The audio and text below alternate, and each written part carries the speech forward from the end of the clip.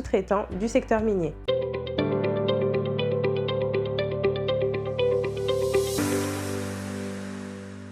Les félicitations sont de rigueur pour cette nouvelle naissance dans le secteur minier au Mali.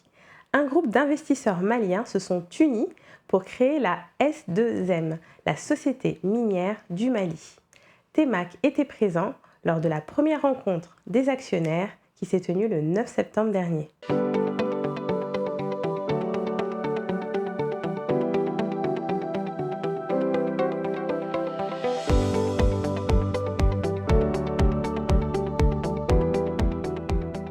Bisigi kɛra maliyɛnw farala ɲɔgɔn kan ka société dɔ sigi mun bɛ dugukolo nafolo baara kɛ. Enregistrement kɛra, donc o de nana présenter mɔgɔ mun adhérera à première assemblée.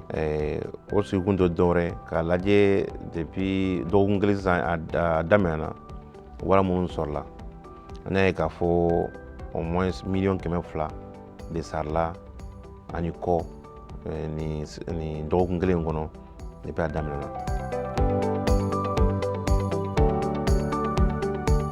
Si demain, ça arrive à la réalité que nous allons engager pleinement les employés, il y a quand même quelque chose qui leur revient en premier lieu. C'est-à-dire qu'on les considère à travers le diplôme, mais ils doivent avoir un temps d'avance par rapport aux nouveaux candidats qui sont hors cadre ou qui ne sont pas actionnaires. En réalité, nous serons obligés, nous allons engager les gens qui ne sont pas forcément actionnaires. On ne peut pas embaucher seulement les gens parmi nous actionnaires. C'est pour aller, c'est pas bon. Si on fait ça entre copains, entre nous, c'est compliqué. Il faut quelqu'un d'extérieur qui est prêt pour nous dire ce qui n'est pas bon, ce qu'on ne veut pas entendre. C'est pour dire que nous devrons prévoir que le bureau provisoire ne peut pas être occupé seulement des éléments composant les actionnariats. Mbe barka da la mbe barka da ko société TEMAC pour ka se ka mɔgɔ caman kunnafoni an ka dugu jukɔrɔ nafolo ko kan. Mali dugu jukɔrɔ nafolo ne ɲininka ko mun ni mun b'an fɛ yan nɔ. Il faut k'an ka faranfasiya dɔ di mɔgɔw ma. A jilamaw bɛ yen nɔ u ka bɔ yen nɔ an bɛ mun wele ko les minéraux solides fɛn fɛn nɛgɛya sira ye mun tɛ nɛgɛ ye mun ye sanu ye mun ye jama ye a kuru ni fɛnw olu bɛɛ fana ye sisan dugu jukɔrɔ nafolo dɔ ye. Risque ba saba de bɛ n'i ye projet minier n'i b'a fɛ ka don mine baara la. Fɔlɔ o ye yali a bɛ ingénierie a baara kɛ cogo a faamuyali bɛ yen nɔ a yɔrɔ bɛ yen nɔ wa a bɛ yen nɔ wa n'a bɛ yen nɔ a hakɛ joli bɛ yen nɔ n'o ko a qualité bɛ cogo di n'o faamuyala ka ban sisan mun de bɛ nin ka kɛ i bɛ fɛɛrɛ kɛ wari bɛ don a la cogo min surtout kɛrɛnkɛrɛnnen an ka nin société in f'a ka faamuya de mana n ka wari don yali sariya jumɛn bɛ yen nɔ ka ne ka wari ni n bɛna don a bɛ bɔ cogo di donc sariya o de wele ko risque politique donc munna n tɛ n ka wari don a la ni n ka wari don a la ni san hakɛ kɔnɔ san 15 kɔnɔ sisan n bɛ se k'a sɔrɔ san 2 ɲɔgɔn kɔnɔ n bɛ ka a tɔ bɛ kɛ bénéfice dɔrɔn. Cette initiative est très bienvenue. L'un des problèmes des Maliens de l'extérieur, c'est quoi? C'est pas nécessairement ce qu'ils connaissent comme sévices ou difficultés à l'extérieur, mais le peu qu'ils gagnent, comment le fructifier au pays. Il y a des Maliens milliardaires à l'extérieur qui veulent faire valoir leur argent au pays. Et croyez-moi, cette société serait une des possibilités pour eux d'investir, de s'investir et d'appeler d'autres investissements pour le Mali. An ka jamana tɛ se ka jɔ an yɛrɛ kɔ. Donc miliyɔn kelen kelen o man ca. N'an y'a fɔ an ka fara ɲɔgɔn kan parce que an bɛna risque min ta an bɛɛ de bɛ risque ta ɲɔgɔn fɛ. N'an ye nafa min sɔrɔ a la an bɛɛ de bɛ o nafa sɔrɔ ɲɔgɔn fɛ.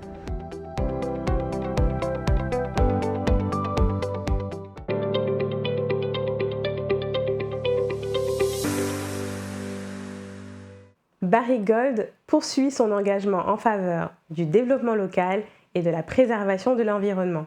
Le 9 septembre dernier a été lancée une campagne de reboisement à Diantissa, dans la commune de Sitakili. L'objectif était d'impliquer les communautés dans la préservation de l'environnement. Voici les images capturées par nos équipes.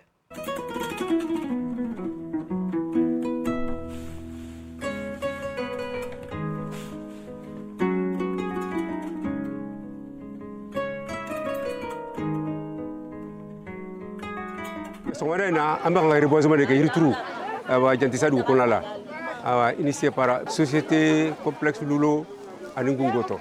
ala manin ke mfalo ne ngotol tilo ala kanin ken tan shekule tilo ala na data nyimbi adata nyitini wole ma al bismillah al to ma menso ala kana ke al to gosto wole ma asaka sago. L'initiative nourrie par Barrick consiste tout simplement à impliquer les communautés dans la plantation d'arbres pour la restauration compte tenu de leurs activités qui jouent beaucoup sur l'environnement, notamment la coupe de bois, la pollution des eaux et ces derniers temps avec le changement climatique, vous n'êtes pas sans savoir que sans arbres, il n'y a pas de pluie.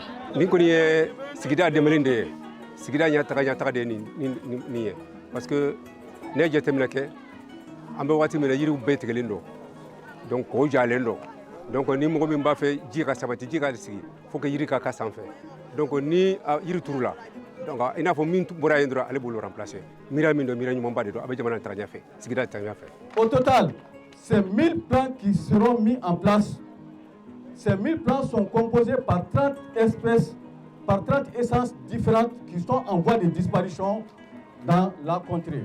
Je salue l'engagement de la société minière Somilo qui n'a ménagé aucun effort pour vraiment contribuer dans la restauration de l'environnement. Dès n'a fɔra ko jantisa de gagnena o karan ko kunna wuli do ye ka sɔrɔ yiri fana nana turu o ye fɛn dɔ ye a bɛna nɛma se adamaden ma yiri min filɛ ka turu n'u sabatila a bɛ nɛma lase dugudenw ma a bɛ dugu wɛrɛ sensibiliser walasa siɲa wɛrɛ hali n'a fɔra ko a bɛna turu yɔrɔ wɛrɛ u bɛ programme ɲuman ta k'a décider k'a bila ka ma. Le message que j'ai à envisager à l'endroit de l'ensemble de la population malienne, c'est que les hommes coupent le bois, mais n'ont pas conscience que sans bois, il n'y a pas d'eau. Et aujourd'hui, avec le Sahel qui avance, le reboisement est fondamental. Qu'on soit au nord, qu'on soit au centre, qu'on soit au sud, il faut que les gens mettent ceci dans leur quotidien pour essayer de basculer un peu les impacts du changement climatique sur notre pays. Parce que quand Fembola. Nana ni abla dinge kono. Ni abla dingo kono. Ba jati nana ni atlena kwa. No kera. Ba keta ni ngo keta. Bisira ka bogo kaka. Isi soto ka bangola sagiam.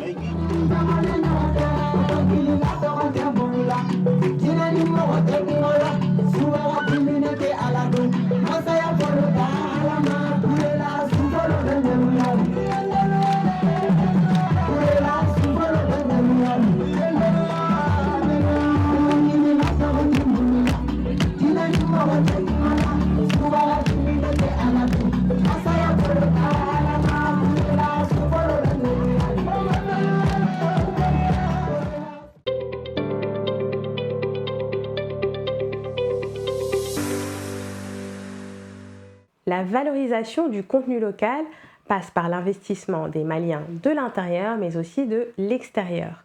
C'est dans cette optique que le CSDM, le Conseil supérieur de la diaspora malienne, est allé à la rencontre de la coordination du symposium sur le contenu local initié par l'association Faire Mali. Voici les images capturées par Temac.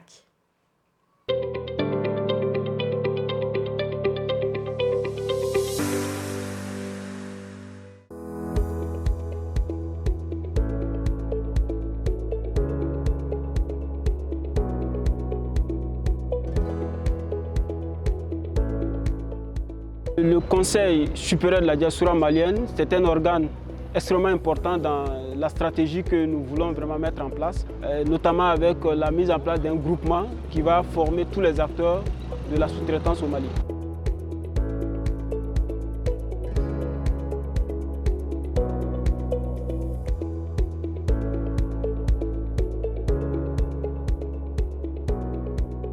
Faire Mali nous a saisis pour parler du symposium sur le contenu local.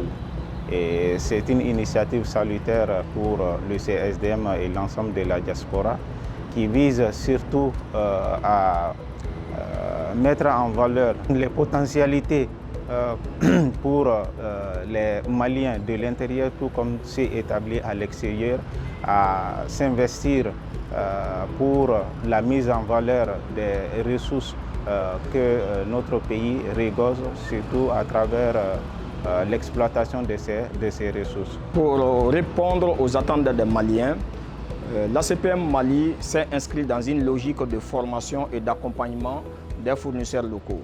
Donc c'est dans ce cadre-là, nous sommes en train de mettre en place une plateforme. Le but de cette plateforme, c'est de canaliser toutes les demandes de toutes les mines sur la plateforme afin de mieux former les fournisseurs et les sous-traitants pour faire face à ces différentes demandes des mines. Le CSDM peut nous accompagner dans la mise en place d'une base de données des investisseurs, des potentiels investisseurs maliens qui sont à l'extérieur du Mali. Et donc nous allons travailler avec eux à travers une plateforme de mise en relation qui leur permettra de savoir quelles sont les activités potentielles dans notre pays et comment investir au Mali.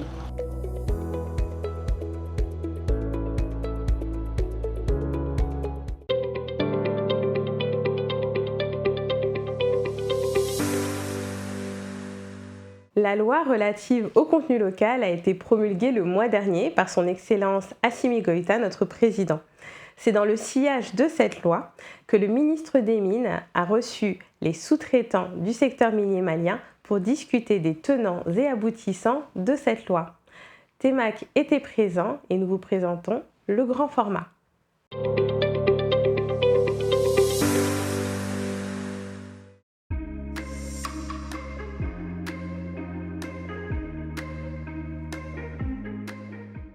Et 5 intervenants comme ça, c'est de voir qui peuvent intervenir au nom de quel groupe.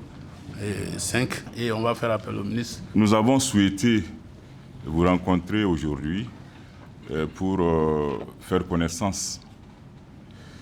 Vous imaginez bien que ce n'est pas en 2 heures de temps que l'on pourrait traiter de cette importante loi relative au contenu local. L'adoption du nouveau code minier et de la loi sur le contenu local découle de la ferme volonté du président de la transition, le président Assimi Goïta, qui a souhaité justement que le secteur minier puisse être véritablement intégré à l'économie nationale. Et donc c'est dans cette optique justement que ces 2 lois ont été adoptées.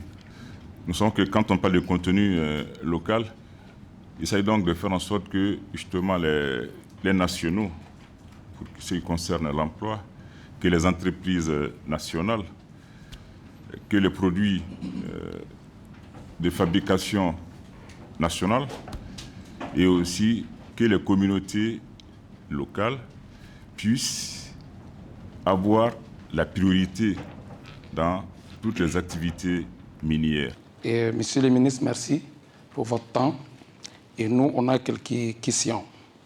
La première est, qu'est-ce qui est réservé aux entreprises détenues par les capitaux étrangers? La seconde est, la date d'application de la dite loi. Aujourd'hui, le problème que vous posez est très délicat parce que c'est juste que faire en sorte que les mines aient confiance en nous. Que les contrats ne soient pas signés de l'autre côté de l'Atlantique et qu'après, on vient nous remettre tout ici. Nous avons notre famille ici. Donc, c'est juste vous dire que c'est très important et très délicat, la loi qui a été votée, et de nous faire confiance et dire en sorte que les mines nous fassent confiance pour que nous mettrons notre compétence. Je pense que les gens qui sont ici, tout le monde est capable. Par rapport au transport, et la loi que nous avons vue il y a un mois, très claire, le transporteur pétrolier urbain, interurbain a été oublié. Aujourd'hui, contenu local ne veut pas dire que nous, on doit disparaître. Moi, je suis transporteur de père en fils, 50 ans d'expérience, de père en fils. On ne doit pas disparaître. Je veux que le pays regarde quels sont les accompagnements que l'on peut faire avec ces structures qui ont investi des milliards qui peuvent être confirmés ici présents par les banques du pays. Aujourd'hui, nous sommes 9e mois, 8e mois. 6 mois, 7 mois, je n'ai pas eu de boulot. Parce qu'à Total, ça ne va pas. Nous avions été oubliés, monsieur le ministre. Total, aujourd'hui, il se cherche. Nous, on ne veut pas se chercher avec Total. On est Maliens, on est fiers d'accompagner notre pays, mais on ne veut pas se chercher avec Total. Il faut trouver la solution qui va avec. C'est une très bonne chose qu'on donne le contrat de sécurité locale, qui est une très bonne chose, mais l'une des difficultés que nous avons aujourd'hui, c'est le paiement des travaux exécutés.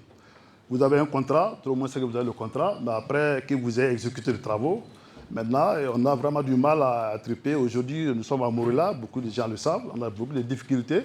Mais vu qu'aujourd'hui, Morula, GTF a lu sur la 200 à 300 personnes qui sont employées là-bas, la société mère de Morula a à peu près 2000 et quelques sortes. Donc nous, quand même, on n'a pas voulu arrêter les opérations parce qu'on sait que ce sont nos frères qui sont là-bas. On continue à supporter la mine, à ce que la mine tourne. Mais à vrai d'aujourd'hui, on a des difficultés pour les paiements aussi. En tout cas, c'est un contexte, si vous pouvez aussi voir ça, pour pouvoir aider les sociétés locales, une fois qu'ils ont le contrat, puissent être payés pour les travaux exécutés. Donc je vous remercie. Aujourd'hui, je me vois capable de gérer beaucoup de genres de contrats, mais je me vois souvent ne pas être informé des appels d'offres, ce que je ne trouve pas normal. Je souhaiterais, avec la venue du contenu local dans le secteur minier, être consulté dans les appels d'offres. En fait, ce que le patronat constate, il y a un cadre de concertation dans le Code 2019. Ce cadre, je crois qu'il faut l'élargir. Ça va permettre d'aller un peu plus vite. Et deuxièmement, nous voudrons que le décret, l'application, qu'il faut aller vite aussi pour ça, pour que les gens puissent s'en accaparer et puis faire le travail. Parce que sans décret d'application, il est difficile d'appliquer le contenu local. Vous allez le constater aujourd'hui que la salle est très remplie, mais aujourd'hui, il n'y a pas de base de données au Mali qui existe, qui recense les fournisseurs. Tout le monde se dit fournisseur. Quels sont les critères? Merci que les critères ont été définis dans le cadre de la loi, mais aujourd'hui, il n'y a pas de plateforme pour aller nous trouver ou savoir qui fait quoi. Aujourd'hui, on est content vraiment de parler de contenu local, mais ce que nous aimerions savoir, c'est que quels sont les mécanismes que l'État dispose pour contraindre les sociétés minières à respecter ces lois-là. Le troisième point qui est très important, c'est le problème d'accès au financement. Aujourd'hui, on le sait tous, on ne peut pas faire ce travail sur forme propre. Ce n'est pas possible.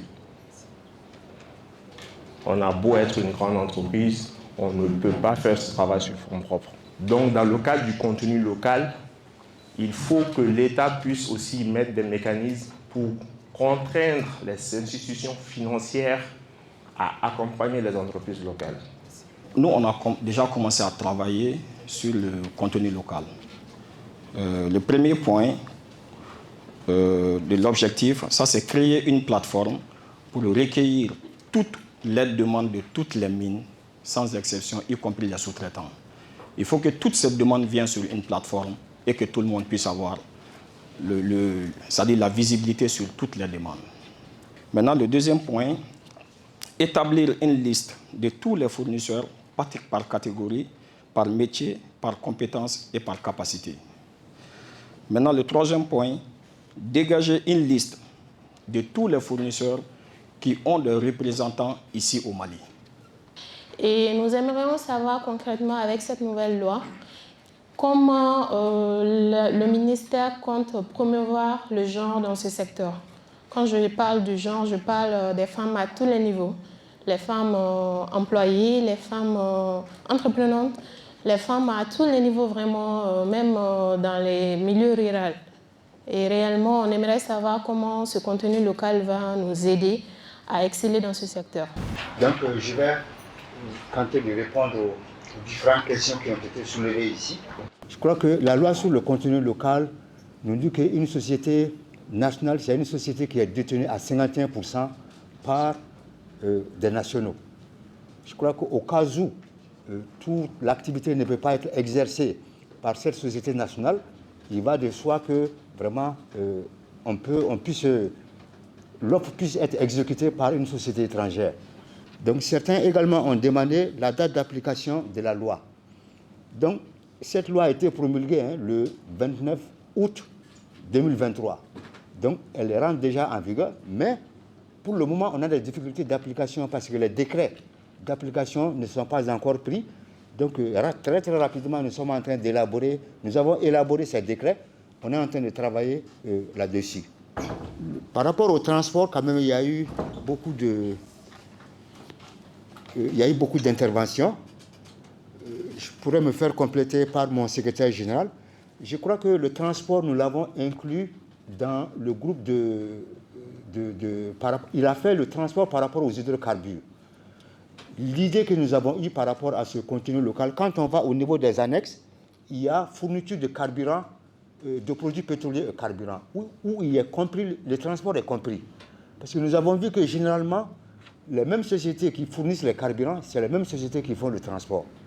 Quelqu'un aussi a parlé vraiment de contrats négociés de l'autre côté de l'Atlantique et vraiment on met les gens au devant. Mais c'est pour éviter désormais vraiment de telles pratiques qu'il y a eu vraiment cette loi sur le contenu local.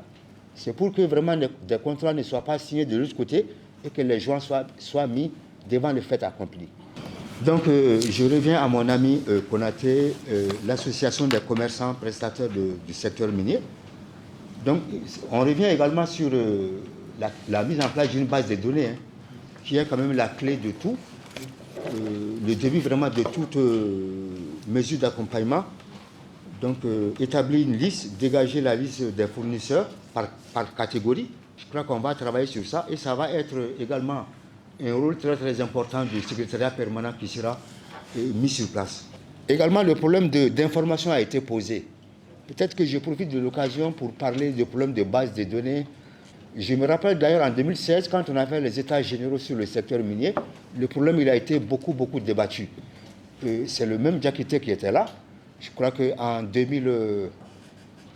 c'est en 2020, c'est dans les années 2020, où on avait beaucoup parlé de base de données, c'est-à-dire mettre en place une base de données où en un seul clic, on allait essayer vraiment de voir toutes les sociétés, tous les sous-traitants dont on a besoin, et par catégorie. Donc je crois qu'il y a un travail qui doit être fait à ce niveau. Je crois que tout cela est prévu dans la loi sur le contenu local.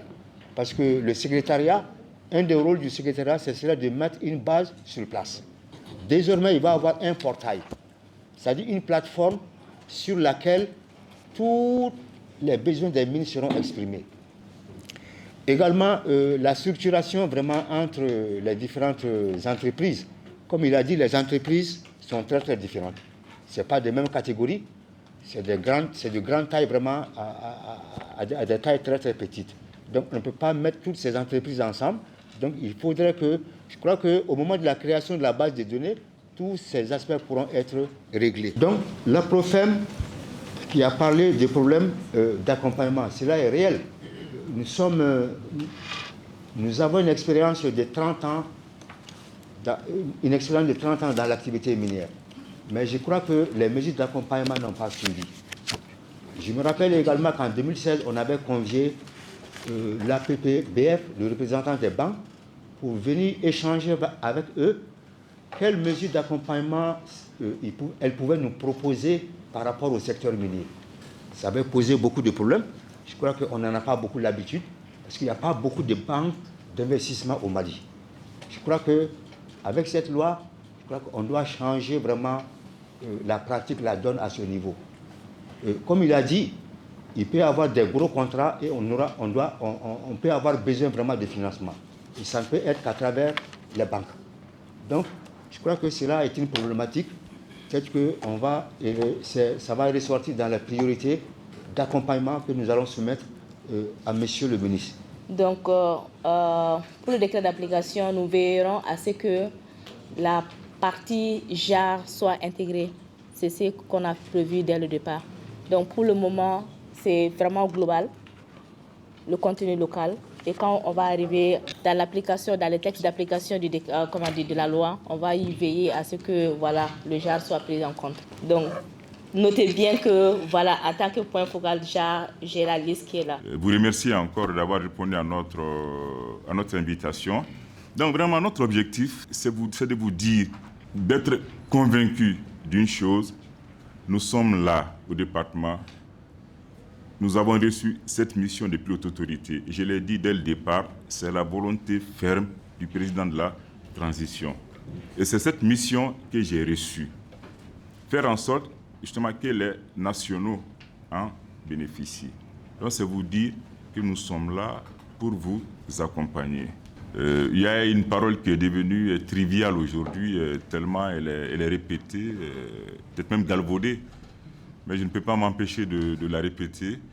Faisons en sorte que l'or brille pour les Maliens. Merci beaucoup.